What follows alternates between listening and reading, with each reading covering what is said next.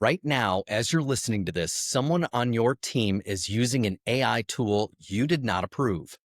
They're not trying to cause a problem. They're trying to get their work done faster. They found a tool that helps them and they started using it. No one told them not to. Here's what they do not know. And here's what most CEOs and CFOs do not know either. The moment they paste your company data into that tool, client list, your financials, your proposals, employee records, that data can leave your business permanently. And you may not find out for 8 months. Welcome to the Digital Dilemma. I am Nick Dreyfus, and today we're talking about shadow AI. What is it? Why is it already inside your organization? And what has cost companies that were not paying attention? And exactly what you need to do this week to get ahead of it. Now let's get into it.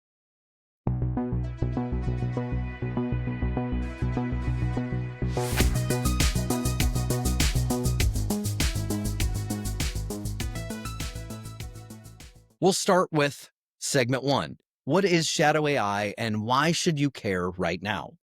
So let me start with the basics because I want to make sure we're all working from the same definition. Shadow AI. It is, as any definition, artificial intelligence tool being used inside your company that your AI team did not approve and that leadership doesn't know about. It is the AI version of what we used to call shadow IT. Remember 15 years ago when employees started using Dropbox, Google Drive on their personal accounts because IT was too slow to give them something better? Same exact dynamic, same exact risk, except the stakes are significantly higher. We are talking about ChatGPT personal accounts, free versions of Claude, Gemini, browser plugins that summarize emails and documents, any AI tool built into apps your team already uses. And in most cases, nobody in leadership has any idea how many of these are running inside the business right now. Now, here is the number one thing that should stop every CEO and CFO dead cold. Microsoft's 2025 Work Trend Index found that 71% of workers have used unapproved AI tools at work. 7 out of 10 of your people.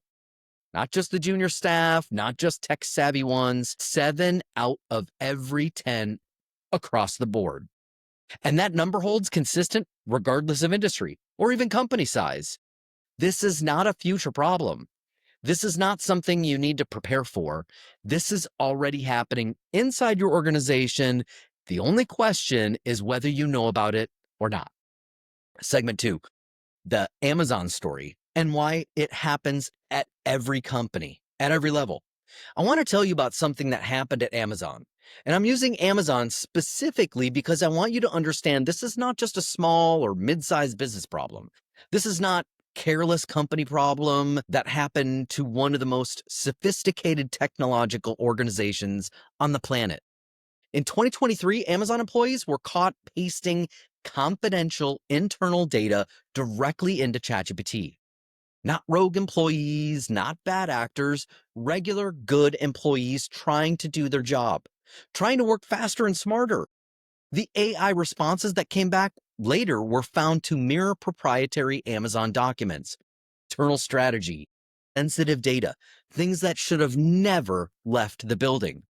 Amazon had an issue company-wide emergency warning after the fact. After the fact, that data was already out there. Now, think about your business. You do not have Amazon's security team. You do not have Amazon's monitoring tools or their resources or their legal department ready to respond. And the kicker is your employees are doing the exact same thing Amazon's employees were doing because they are human, because the tools work, and because nobody told them not to. Here's what actually happens when an employee uses an unsanctioned AI tool. And I want you to picture your own team as I walk you through this. Your marketing person is working on a proposal. They paste in a client's name, their revenue, their pain points, the strategy you've been building for 6 months. They get a great response from the AI. The proposal looks completely fantastic. They send it. We're all done. Except the client data, the strategy, that competitive intelligence, it just left your company forever, permanently, into a tool with no enterprise agreement, no data protection clause, no guarantee of confidentiality. Now, your HR manager, they're writing a performance review. They paste in an employee's name, their role, their salary, their history. That is personally identifying information, PII. Depending on your industry, that's a HIPAA issue, a CCPA issue, a compliance issue. And when it went out the door in a free AI tool that nobody approved, that's the problem. Your salesperson, they're uploading pricing sheets or your competitive analysis to get feedback from an AI before a big pitch. They want to be prepared. Your entire pricing strategy, your competitive intelligence, gone. And here is the number that makes all of this so much worse. IBM's 2025 cost of data breach report found that shadow AI breaches take advantage in one of couple ways, but they take place in roughly 247 days for them to even be detected. 47 days. That's 8 months. Your data's been out there, potentially training AI models, potentially accessible by others in your competition for 8 months before anyone inside your organization or company even knows that there's a problem. Segment 3, the real numbers.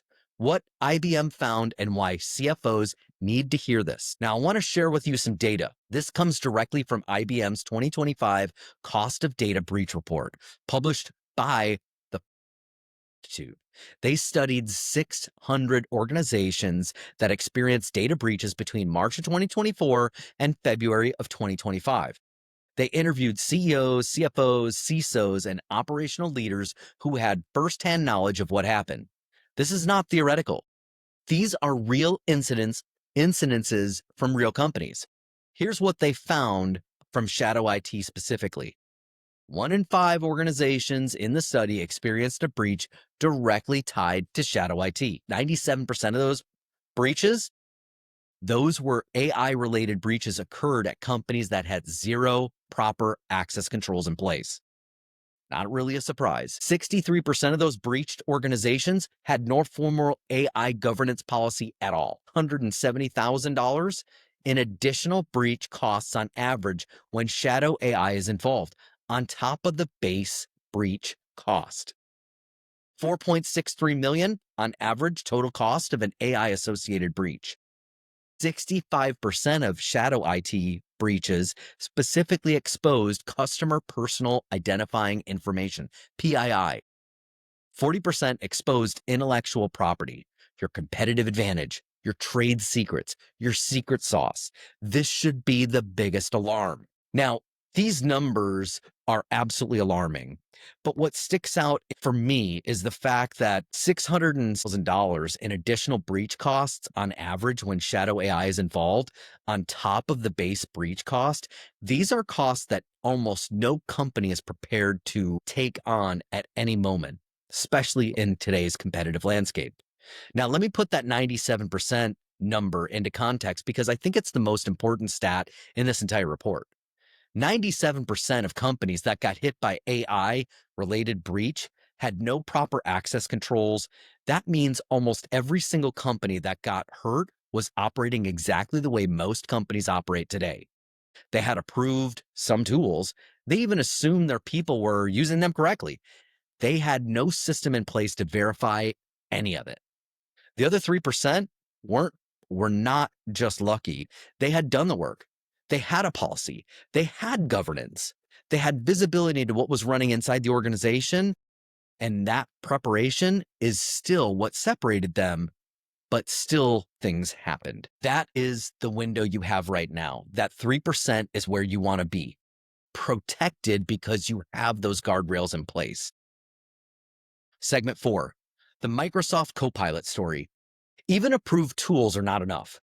Now, I want to address something that I know some of you are thinking right now. Some of you are all thinking, okay, Nick, we are using enterprise tools. We have Microsoft Copilot, bought the licenses. IT approved it. We're totally fine. I want to tell you about something that happened in June of 2025. A critical security vulnerability was disclosed in Microsoft Copilot. On the official security severity scale, it was rated a 9.3 out of 10. For context, a 10 is as bad as it gets. This is not a sketchy free tool. This is an enterprise license, IT approved, Microsoft branded AI product deployed inside thousands of companies. And it had a vulnerability that could allow data to be extracted without the user doing a single thing wrong. Here's what I want you to take from that story. The vulnerability was real, but the deeper problem was the governance layer underneath it.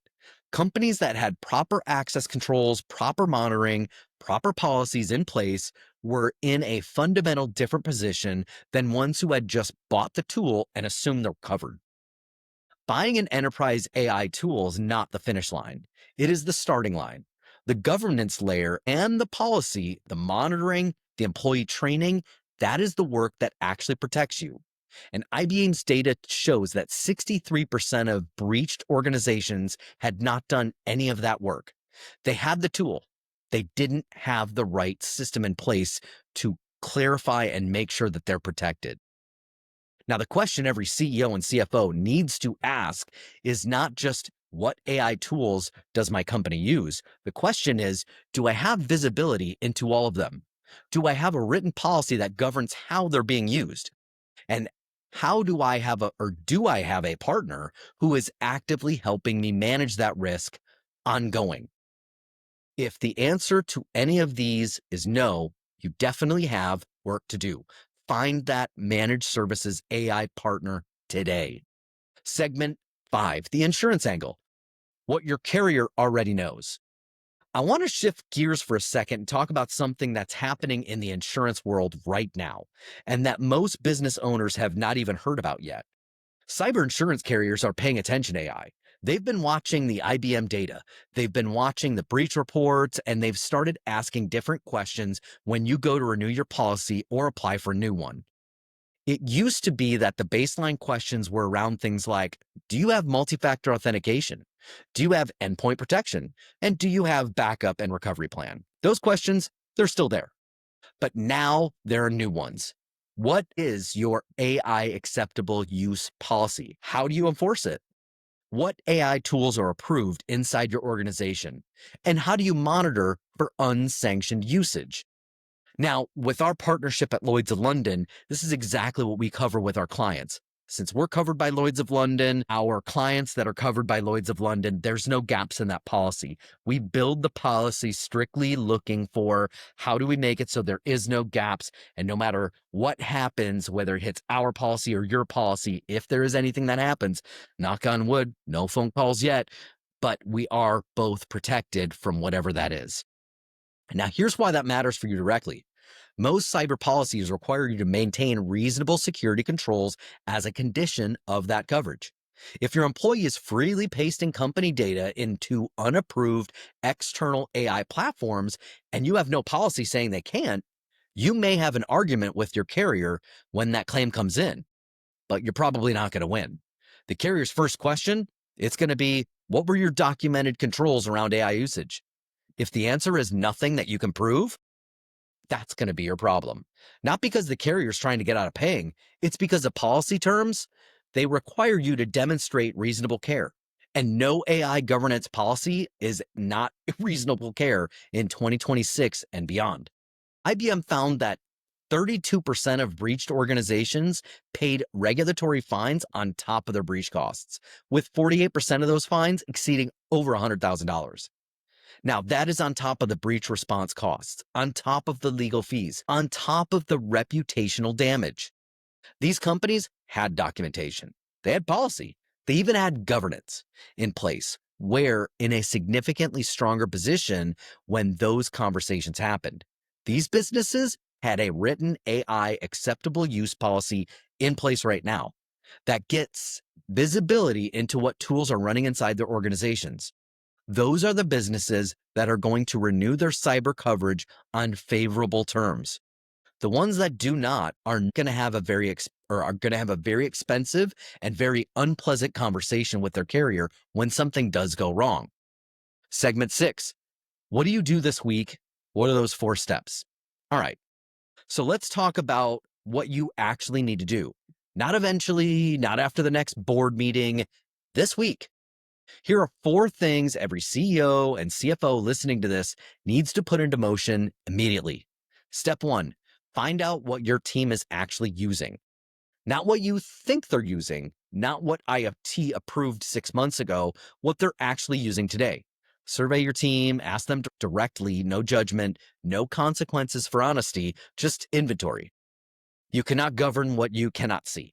Now, I'll tell you, we do have scanning tools and solutions that we can put on networks that do this type of shadow AI vulnerability check to see what potentially clients have on their network so that we can help them with that question. Oftentimes, employees are very guarded, thinking that you're going to take away the AI that they're using that's taking their 8-hour day, making it really only 2 hours worth of work, but they're sitting at their desk for 6 hours or going home early every day. Step 2, document it. Every tool, every department, every use case. That list becomes your shadow AI audit baseline. It is also your starting point for conversations with your technology partner, your legal team, and your insurance carrier. If you have nothing written down today, start with that list. We have one on our website you can download completely for free right now, i-nett.com, iNet. Step 3, a written AI acceptable usage policy in place. It does not have to be perfect. It has to exist, though.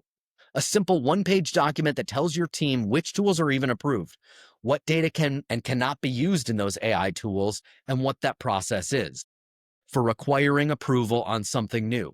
That document is your first line of defense with a regulator, with a carrier, and with plaintiff's attorney if it ever comes to that. Step 4, have that real conversation with your technology partner. And I want to be very direct here. A basic managed services provider is not equipped for this conversation. Managing your infrastructure and governing your AI deployment are 2 completely different disciplines. You need a partner who lives at that intersection of AI, security, and compliance. Someone who can tell you which tools can be made secure, which ones need enterprise licensing, which ones need to be shut off entirely, and how to build the governance layer that actually protects you. Now, if you do not have a technology partner right now, that is the most important thing. You really need not just a managed services provider for IT services, you really need a managed services partner for AI. Segment 7, the mind shift, what the best companies are doing differently. Now, before I bring this home, I want to leave you with something to think about because I think that the biggest problem is not that CEOs and CFOs do not care about this. It is that they're thinking about it the wrong way.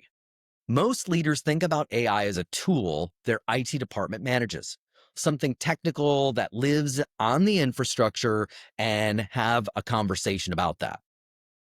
That framing is exactly what is getting companies into trouble. The companies that are winning with AI right now, and I mean genuinely winning, not just thinking about it and actually building something competitive advantage with, they have made a fundamental shift. They think about AI as a business policy that an executive team owns, not a technology conversation, an accountability conversation. Who is responsible for what tools we use? Who decides what data can go into these tools? Who monitors compliance? Who updates the policy when new tools emerge? And that is an executive conversation. And the CEOs who are having it are building something that their competitors are going to spend years trying to catch up later if you're not doing it now. Now, here's the hard truth. Your employees are going to use AI whether you build a strategy or not. That is not a threat. It's just reality. The one question is whether they use it inside your guardrails or outside of them, inside a framework that protects the business or in the wild where you have zero visibility and zero controls. The companies that are most intentional right now are going to have the biggest advantage 18 months from now, not because they have better technology, because they built the right foundation. Policy, governance, the right partner, and a team that knows exactly what they can do and what they can't do with AI. That is the play. And the window to make it, it's right now. Now, if this episode hit home for you, if you are sitting there thinking, I need to look at what AI tools my team is actually using, that is exactly the conversation we have every day with business owners all over the United States and Canada. We do a shadow AI assessment. We help you build the policy and we help you deploy AI in a way that's actually secure, actually compliant, and actually built to move your business forward, not just hand off and then forgotten. Go to inet.com and book a meeting directly with me. The link is in the show notes. We will sit down, we will look at where you are, and we will give you a clear picture of what needs to happen in order. No pitch, no pressure, just clarity. That is what we are here for. Thanks for spending the time with me today. If this episode was useful, please share it with a fellow CEO or CFO who needs to hear it. Subscribe to The Digital Dilemma wherever you get your podcasts, and I will see you next week. Until then, take care of your business and take care of your people.